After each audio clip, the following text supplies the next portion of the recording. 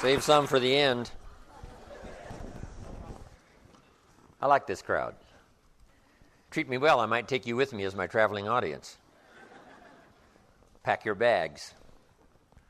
Interesting, when I travel around the world, it's a whole sort of different ballgame. These days, versus 20, 30 years ago, I have to have security, right? When I go to Russia, I take 2 bodyguards with me, and when I get there, there's 2 more that join. One sleeps in the room next to you in the hotel, and then all 4 go with you wherever you go, and you got your own private transportation and the whole deal. It's an interesting deal. And, a few $1 million set aside in case I get kidnapped somewhere in the world. But it's interesting. South Africa need protection. First time I went to Czech Republic, had to have security.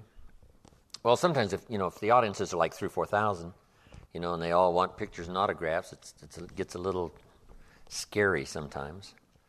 But it's interesting. I never thought in my wildest imagination I'd have a chance to, travel all around the world. But it's exciting.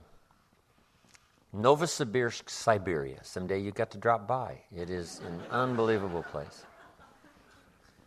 One of my dear friends came from there, from the university, moved to Israel. And now he's a big-time businessman around the world, close friend. But I'm one of the few that's been sent to Siberia and came back. Appreciate that. Chelyabinsk in the Urals, an amazing place, out, in the middle of nowhere, but unique people, all hungry, wanting to know about capitalism, wanting to know about America and freedom and personal responsibility. It's been quite a transition. I was there 1.5 years ago, and the money was doing okay, and then it dropped like a rocket. The last time I went, the money was worth 25% of what it was before. It's like having $1, and less than a year later, it's worth $0.25. In this country, we can't even imagine such consequences. And then when you take that quarter to go buy something, it costs more. So it's devastating. Then they turn to barter, age-old barter, where the dentist says, "I'll fix your teeth if you'll bring me some chickens." Of course, now that leaves out the government, no taxes. So now the government's weak. Now the mafia gets strong. Everywhere I go there, the mafia takes their little percentage. Now they provide security, they do service, but and so far they haven't gotten too greedy. And sure enough, nothing happens, right? I've got a class of 8,000, runs like clockwork. But, it's part of the deal. Amazing. Someone says, "Well, we don't do business that way." So there won't be any chairs, right? There won't be any lights. So it's all part of the deal. But hopefully the government will get strong enough to, push back and make it a little better climate. And they've got such fantastic potentials.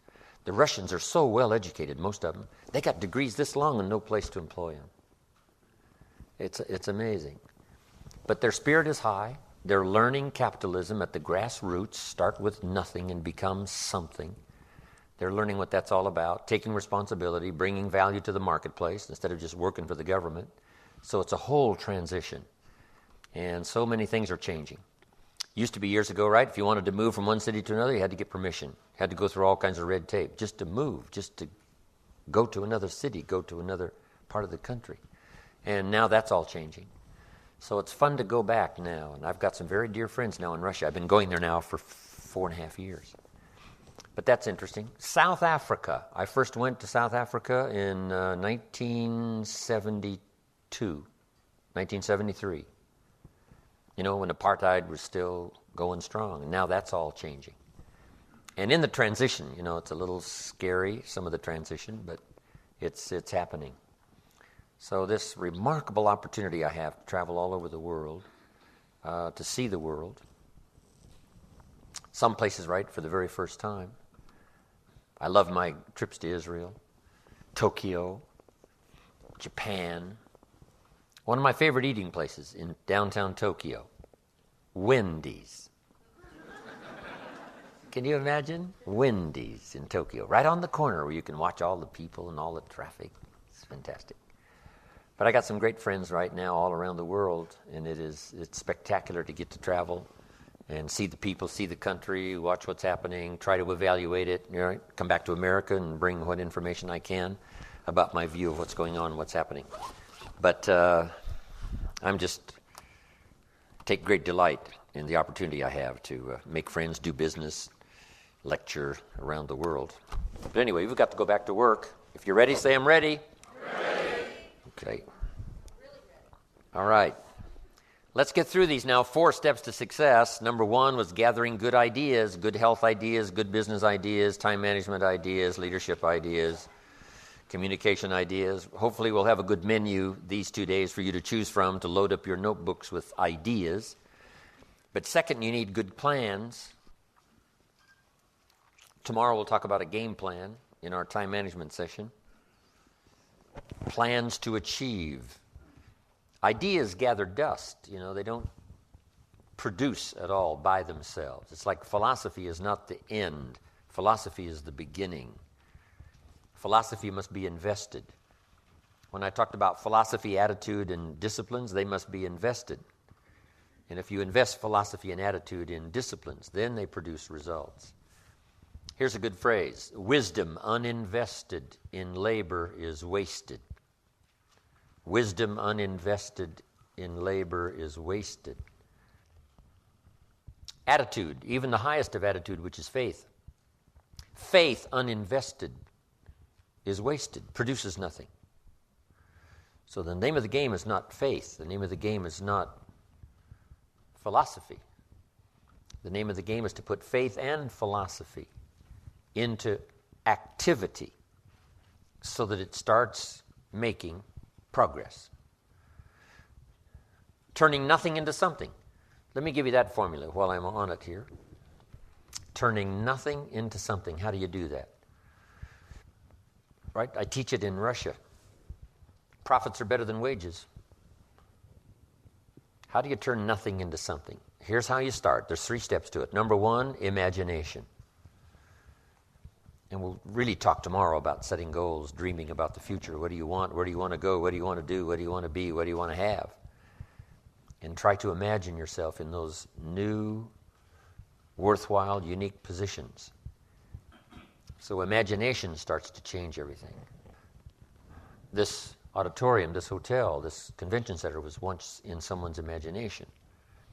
Now, imagination is not tangible, but it is almost real.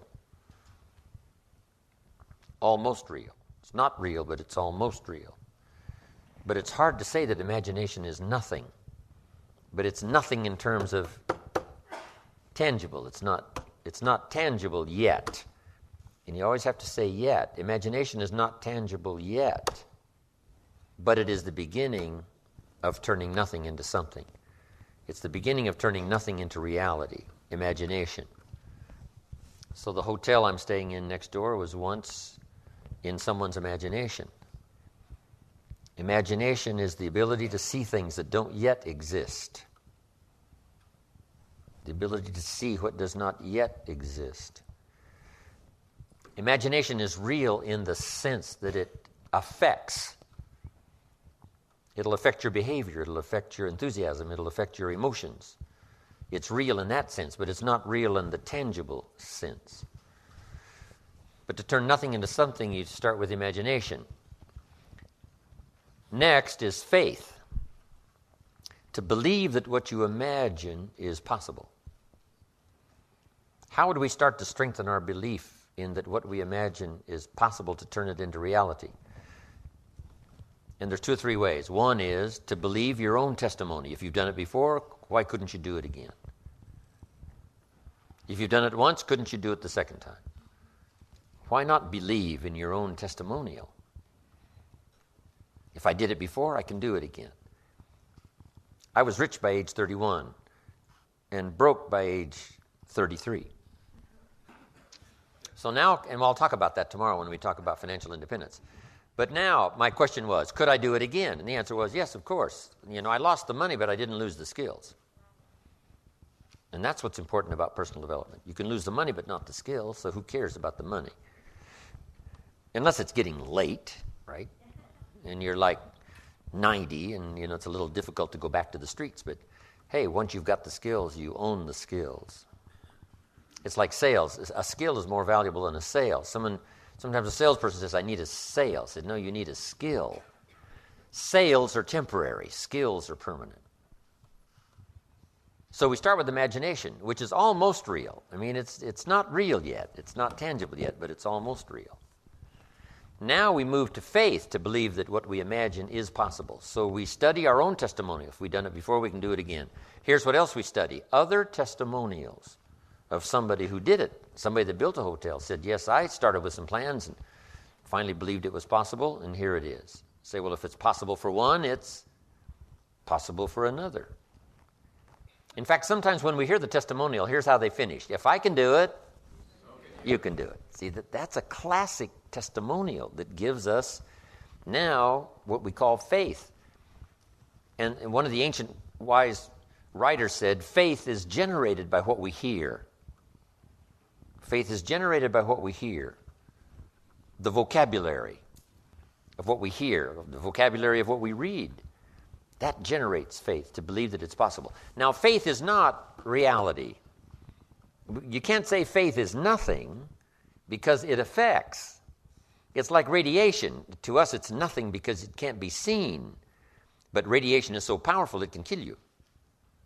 Right? You can't see it, but it has an incredible effect. And that's true of faith. Faith can't be seen, right, with the natural eye. It can't be seen, but it has an incredible effect on your attitude, on your behavior, on your disciplines, on your work for the day, and all the rest. So faith is tangible in that sense, that it affects the emotions, it affects the drive. But we still don't have a hotel. Even though the imagination is very powerful, and even though faith is very real, we still don't have a hotel. Because faith is not a hotel. Now, it's almost. It is so close. Here's what one writer described faith. Faith is a substance of hope. Now, it's not a substance like a brick being a piece of the hotel, but it's almost. It's so close, it's substance. And the writer also said it's so close, it's evidence. Now, not evidence you can see, but tangible evidence that's just as real as all of our human experiences that can't be touched, can't be seen. It's called the unseen magic. Language is the unseen magic. It can't be seen. The words can't be seen as they're transmitted from the speaker to the one who listens, but it can have a profound effect. That means it's more than nothing. Language is more than nothing, and our next big subject is going to be communication, how to affect other people with words. But to create something out of nothing, we start with imagination, then we move to faith, which believes it's possible, which is almost real. I built my first home for my family in Idaho many, many years ago. And before I started this home, to construct it, I used to take my friends out to the vacant property. And I would take them on a tour through this house. Do you believe that? I would say, this is the living room. It's got a fireplace here. It's brick. And then come around here into the family room. Another fireplace, see-through. On this side it's stone, on this side it's brick. I would walk them through the 3-car garage. Then I'd say, now we're going to take a tour into the kitchen. Here's the view outside the kitchen. They'd look through the window at the view. I could describe it to the detail. Walk them through the bedrooms, right? Down the hallway, through the bedrooms. I could describe this whole house in detail. I described it so well one day, one of my friends bumped his shoulder on the fireplace. Left a little bruise there. Isn't that true, though? Faith and imagination is almost. It's called evidence and substance. Now, it's still not tangible, but it's not far from tangible. But now here's what we do with faith and imagination. We deposit it in disciplines and activity. Because faith without the activity serves no useful purpose. Imagination without the activity to translate it into reality serves no purpose. But wisdom and faith deposited in activity creates reality. the reality of a career, the reality of a hotel that wasn't there. Okay.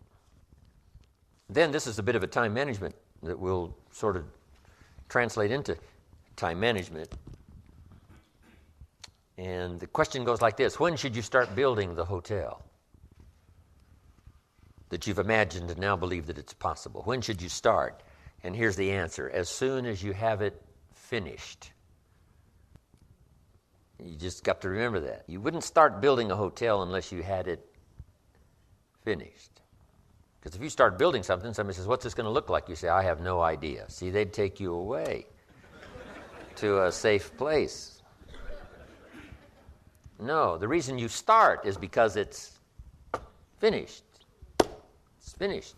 So here's what we teach in time management. Don't start the day until you have it finished. You've got it laid out. Plenty of room for improvising, plenty of room for spontaneity, but you finish the day and then you start the day. You finish the week, then you start the week. But you shouldn't start building the hotel until you have it finished. Is it possible to finish it before you start? And the answer is yes. It would be foolish to start unless you had it finished. Unique things to remember. Now, here's what now turns wisdom and faith into reality, and that's activity, muscle. The labor, the work.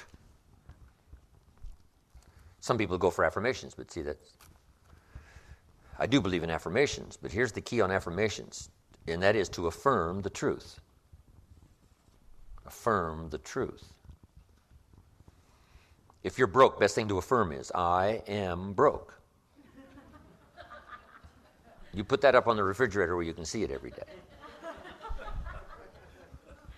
It'll drive you to sign up for a class to learn a skill so that this doesn't happen anymore.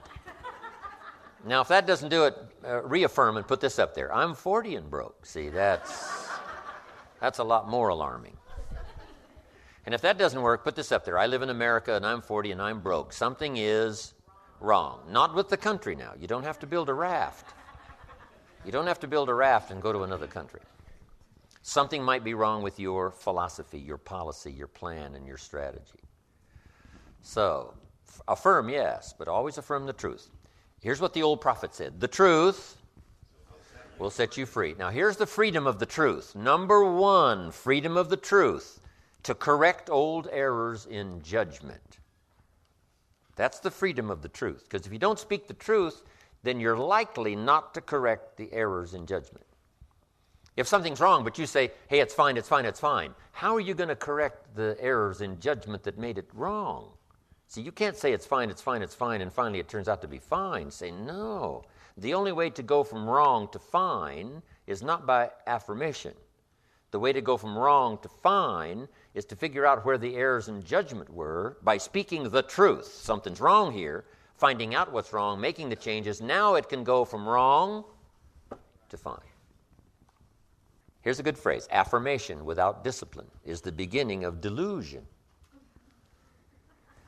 Now, here's what else the truth does. First, it sets you free to correct old errors in judgment. Here's what else it does. Helps you to set up new, easy disciplines to turn wrong into right, to turn lack into prosperity, to turn skepticism into faith. Now, let me give you the secret now to creating a hotel. The final secret is discipline. But in order to turn wrong into right, we must speak the truth. Because only the truth will set you free. Free to correct an error in judgment. Because here's the formula for failure and here's the formula for success. Formula for failure, number one, a few errors in judgment repeated every day. We call that the formula for failure. A few errors in judgment repeated every day. Now, why would you repeat an error in judgment the second day? Reason, failure doesn't occur at the end of the first day. If it did, it would be helpful, because then you wouldn't do that anymore. But errors in judgment are so subtle because they don't usually show their results until for a while. But a few errors in judgment repeated every day, and sure enough, you're way off course. Now, here's all you got to do to turn that around. A few simple disciplines practiced every day. A few simple disciplines practiced every day starts to create success. Not at the end of the first day. The first day is the end of a new beginning. The first day. That you've started a new track, that you've started a new direction. So we must all speak the truth. So affirm the truth. Yes, affirm God is good. Yes, affirm life is full of possibilities. Yes, affirm all the truthful possibilities. But you don't need to try to trick yourself into saying something is okay when it isn't okay. Some people say every day in every way I'm getting better and better. And if that's not true, see, that we call that delusion. If it's not true. If it is true, then it's wonderful. It's fabulous. We should celebrate. But if it's not true, every day in every way I'm getting better and better. See, if that's not true, then it is an affirmation that's destructive. So just affirm the truth.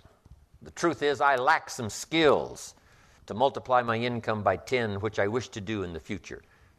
I need to learn the skills. Affirm that you don't have the skills, so that it'll drive you to get the skills because you want to multiply your income by 10. Yes, it is true. All things are possible to the believer. It is true. Errors in judgment lead to devastation. We don't just need the truth. We need the whole truth and nothing but the truth. Here's what we don't need. Delusion. You don't need delusion in order to try to make something out of nothing. All you need is this simple little formula to imagine, because imagination is so powerful. It's the beginning of creating all things that we see. Then faith to believe it's possible. It says what? With faith, everything's possible. Without faith, nothing is possible. So that's a good study to make, creating faith to believe it's possible. But now we deposit faith and imagination into muscle, into discipline. Michelangelo was a genius, but it wasn't his genius that created this famous sculpture. But his genius was so strong, and he believed in it so thoroughly, that he picked up the chisel and the hammer. And it was the muscle and the chisel and the hammer that created the sculpture. And without the discipline, there would be no sculpture. But if you take your genius, if you take your ideas and your inspiration and your excitement and translate it into muscle, if you want good health, you can study every book there is, and you can believe that it's possible to be healthy. But until you fall on the floor and start doing the push-ups, until you jog around the block, right? Until you start working on your good health, working and laboring. Labor pains, we call it. You know, I'm short on personal experience on that, but the mothers in the room would tell us what? It's a unique experience. But why would an upcoming potential mother be willing to put herself through a rather painful experience of giving birth? Here's why. It creates new life. So add this to your repertoire of good ideas. New life only comes from labor. Now, some people try to create it with affirmation, but it doesn't work. New life only comes from labor. That's why we should devote most of our time to labor, because it's the miracle creator. It says 6 days labor and 1 day rest. Don't get those numbers mixed up. And here's why. It isn't rest that creates the miracle. It's labor that creates the miracle. And you just go right down the list. Labor creates the miracle of a career. Labor creates the miracle of a hotel. Labor creates the miracle of a fortune. You can have plenty of miracle. You don't need to engage in delusion. You just engage in reality. And here's what's real. Imagination, supported by faith, invested in labor, works miracles. Right? The miracle of a relationship. The labor of my language produces the miracle of sight. The miracle of sight. Being able to see things you couldn't see before. If I labor well enough with the vocabulary and language that I've got, describing the value of my own ideas translated for you, maybe it'll help you to see something today, tomorrow, that you've never seen before. So the labor of my language, the work, and lecturing is hard work. They say 1 hour of intense lecturing is like digging ditches for 8 hours. The intensity and the energy and the vitality it takes, right? You just become almost exhausted sometimes in laboring with words to get your vocabulary out there where it touches someone's consciousness so that they can see something they've never seen before. And we call that miracle stuff. I don't know how it works. You don't need to know how it works. All you need is a simple analysis like this.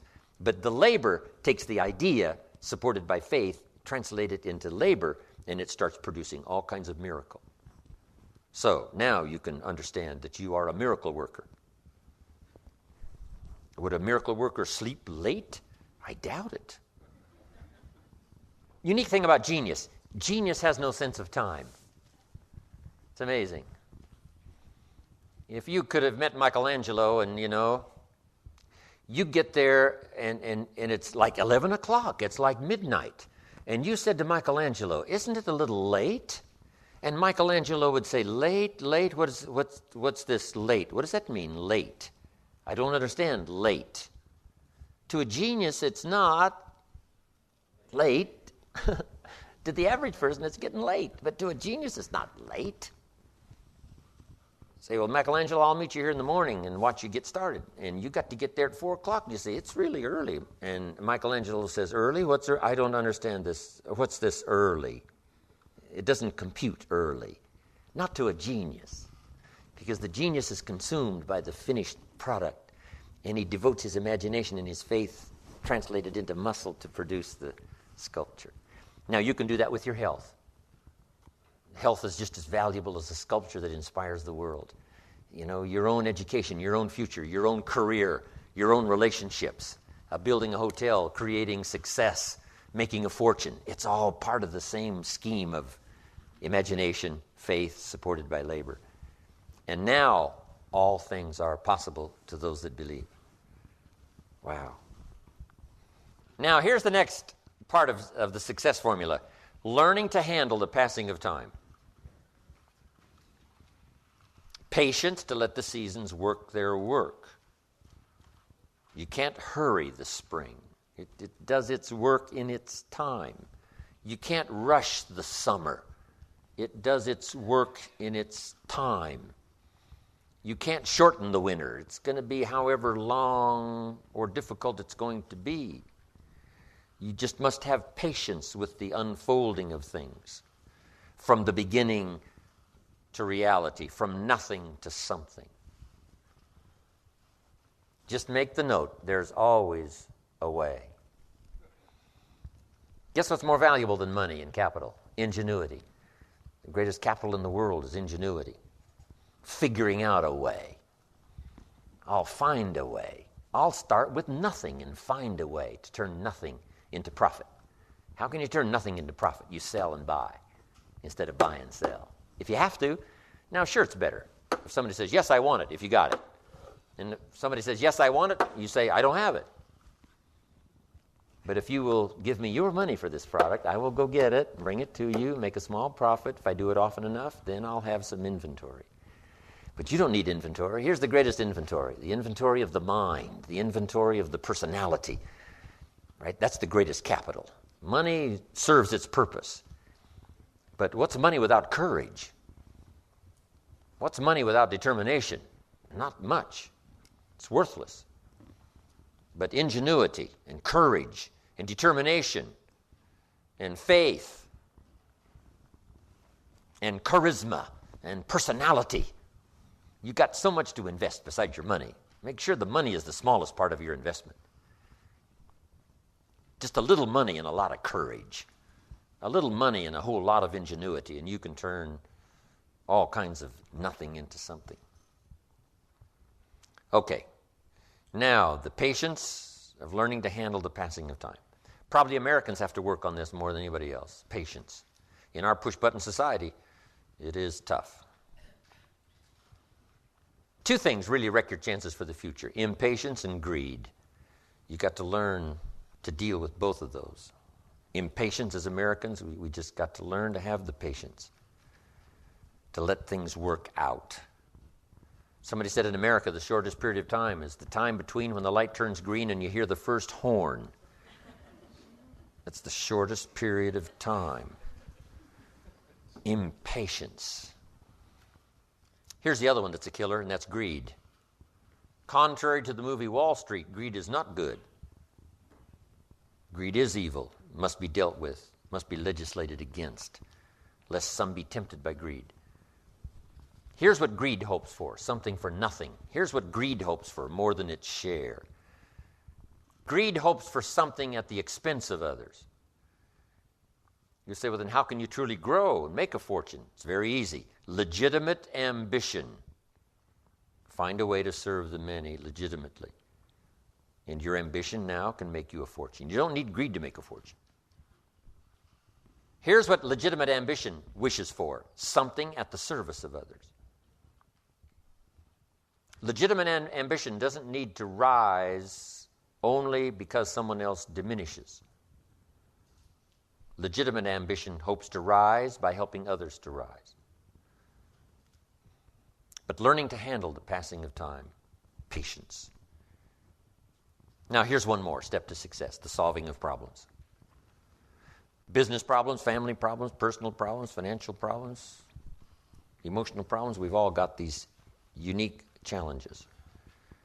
But when it comes to problems, I found a good way to go after a problem. It's the old, draw a line down the center of the page and state the problem over here. Here it is. Sometimes you got to take some things out of your head and put it on paper. Tomorrow we're going to talk about how to think on paper. And this is one of the ways. We'll come up with some more tomorrow. Is to state the problem, put it on paper. Said, I got this to deal with, I got this to deal with. Is that all of it? Say, well, no, there is a couple more things. Let's put it all out here. Because to come up here with the answers and solutions, we need to know really what the problem really is. You don't have to live in it. You don't have to dwell in it. You don't have to, sit in it. But you do have to know it. Because you can't come up with good answers unless you know the whole problem. And we don't gloss this over now. We go after this. What is the real problem? Now we come up with the answers. Now, there's 3 major questions to ask to solve most any problem. Number 1, what could I do? No use going any further if you could solve it yourself. And it's good to get in the habit of seeing if you can come up with answers on your own. What could I do? And then just do a little what we call develop some working papers. I could do number 1, number 2, or number 3. And then right away you say, I can see right now number 3 would take too long. Number 2, I'm not sure. Number 1, my first impression might be the best. What could I do? These working papers. Then if that doesn't do it, next is what could I read? Right? Is there a book on this problem? Maybe someone else has wrestled with it and found a solution. Maybe I could check out the book. Here's author number 1, 2, number 3. You say, well, number 3 is crazy. This guy's nuts. So that's out. Well, maybe number 1, number 2, and you just keep searching. Also, you might read your old journals. Maybe something you've recorded some time back has got an answer that you've skipped over, and you go do a little research, and sure enough, it's in your own journals. What could I read? Now, if this doesn't work and this doesn't work, now you go to number 3, who could I ask? But don't go to number 3 now till you've really worked hard on number 1 and number 2. Because you don't just need the answer to a problem. You need the answer muscle. You need the mental processes stirred. You need to learn the skill of solving problems to the best of your ability by yourself and for yourself. But if that doesn't work, now don't hesitate to ask. But don't ask first. See if you can solve it first. Then you've got some working papers to take to whoever you ask. And you come to somebody and say, look, I've done this, I've researched this, and I still haven't got the answer. Could you help me? You can't believe how much quick, easy help you will get if it's evident right up front that you have tried your best to help yourself. We're all willing to invest some of our answers and time in somebody that we think it's worth it because they've really struggled to try to find the answer. Now, if we can come up with it, wouldn't that be great? So ask, but don't ask first. My daughter Linda learned this. She used to travel a lot before she got married. She'd come to me and say, Daddy, I've put together $1,000 to take my next trip. I'm going to Thailand. I said, wonderful. She said, hey, the kids wanted to go there, and I didn't go, and they wanted to buy this and buy that, and I didn't buy it, and I've saved up my money. I said, well, you must be my daughter. She said, I got $1,000 to make this trip. I said, wonderful, Linda. She said, now, to really make the trip, I only need a couple of thousand more. She knew that other 2,000 would be easy, right, if she put the first 1,000 together. But if she would have come and said, how about $3,000 for a trip? See, that doesn't work. It doesn't unlock the vaults Right? There's plenty of money here, but to know the combination to the vault that unlocks the money, you put the first 1,000 together yourself, the other 2, very likely. Very likely. Because students, kids are students. They study their parents. How to unlock the vault.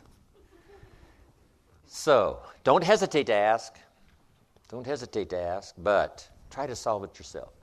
Solving problems. This is the end of this disc. The program continues on the next CD.